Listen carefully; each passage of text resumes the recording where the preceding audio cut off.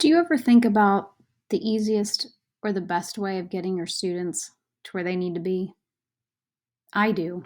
I might even spend a little bit too much time, but that time has served me well because I've come up with several pretty fun and creative ways of helping students that I work with and their teachers get to where they need to be in a very efficient manner.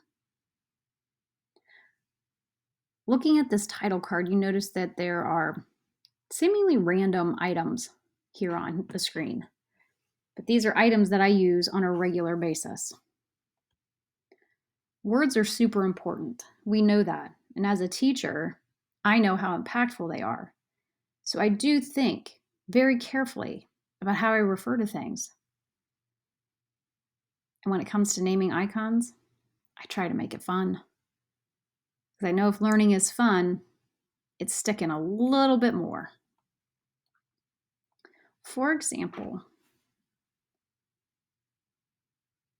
I always think of our youngest learners, those that are learning to read, so they don't have the same foundation as, say, like a fourth or a fifth grader. So oftentimes I'll describe using color names, shapes, familiar images, or maybe nouns, and definitely letters, always trying to reinforce what they are learning in class. As they get older, I'm always conscious of trying to support the readers. So I use a lot of the same things, but I'm then purposefully layering in the words that are attached.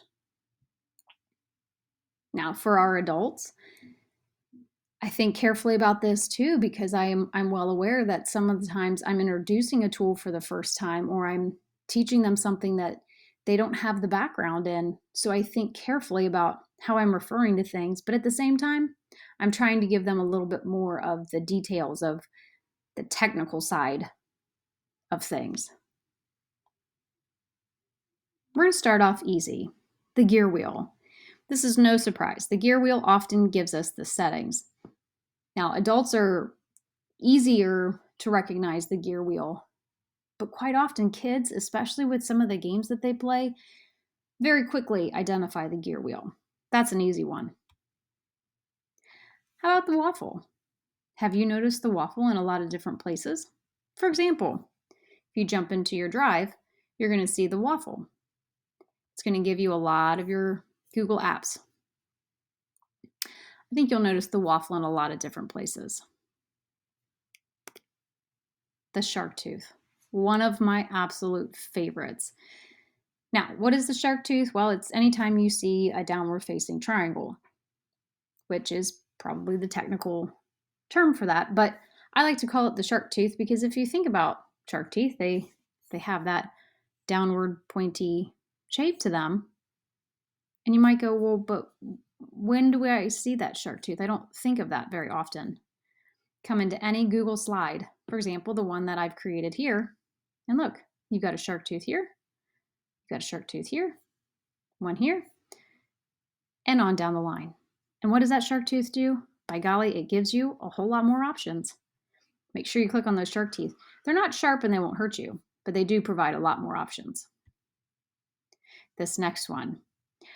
It depends on the time of day how I refer to these 3 horizontal stacked lines. If I'm in a classroom or working with a teacher towards the morning, I'll probably refer to it as pancakes. If it's more towards lunchtime or maybe later in the afternoon, I'll probably refer to it as a hamburger or hot dog. Maybe it depends on that day. If it's even later, you could even think of it as layers of cake. Make it fun. You're going to see these things. You're going to need your students to find them on a regular basis. This is a newer one for me. I was in a 3rd grade classroom and we were investigating some things in Google Drive, and I was showing them the 2 different views that they could have. Now, to flip back and forth, you're going to find this icon here, and a student put up her hand and she said, "Oh, that looks like a chocolate bar." I love it. Another student very smartly said, "That looks kind of like a tens frame." And if you know anything about elementary math, it should have another 2 boxes so that it's 5 boxes across the top and 5 boxes across the bottom. But that's a pretty smart student for thinking that it looks kind of like that. Another thing I rely on heavily, especially the younger the students are, is using shapes and colors. For example, in kindergarten, it's the first time they've ever logged into Google Classroom, so they have zero background with it, but they should be somewhat familiar with their colors and their shapes. So I refer to this one as the white person on a green square with a yellow border. Makes it a whole lot easier for all of my students to find it. Same with the Google Drive triangle. In kindergarten, most children know their shapes. It's very easy to tell them to look at the green, yellow, red, and blue triangle. They'll find it.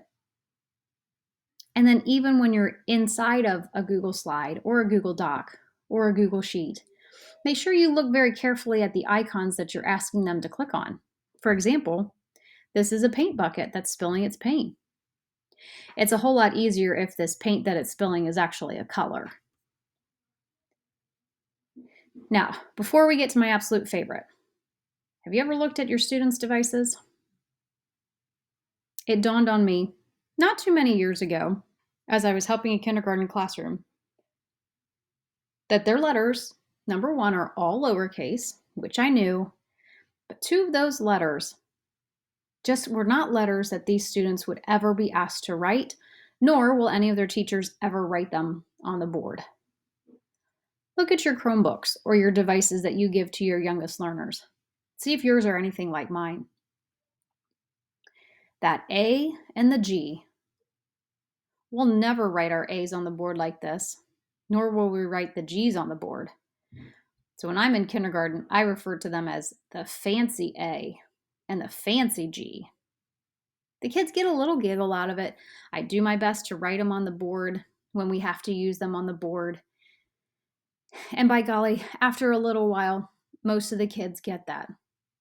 But pay attention to these little things. They'll go a long way in helping you better assist your students in getting where they need to be. All right, back to the fun stuff.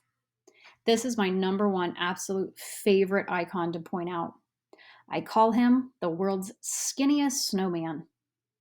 Now, this is one that I always make sure that I give plenty of time for these students and teachers to look around on their screen and really find them. Do you see the world's skinniest snowman on your screen? And I'm not talking about him right here. Probably the most common place that you'll find him is right up here next to your profile picture. And man, does he give you a whole lot of options when you have that, when you click on him. And then because he does a lot of work, sometimes he gets tired and he ends up going to sleep. But that sleeping snowman, I always tell the students, isn't doing nothing. So let's see if we can find him. Probably the easiest way and most common place you'll find him is when you're on a Google slide. I've got a shape selected, and here is that sleeping snowman. Again, just provides you with a lot more options, right? So be on the lookout for that sleeping snowman. Just because he's tired, I always tell him, doesn't mean that he's doing nothing. Now, we're getting to the end here, but I've only highlighted a few of them. There are so many more, and I'm sure that there's only going to continue to grow. So refer to these in your classroom and see the kids light up a little bit. If you work with teachers, often you're going to get a lot of giggles from them too. I constantly have teachers coming back and telling me, hey, I'm always looking at that skinny snowman.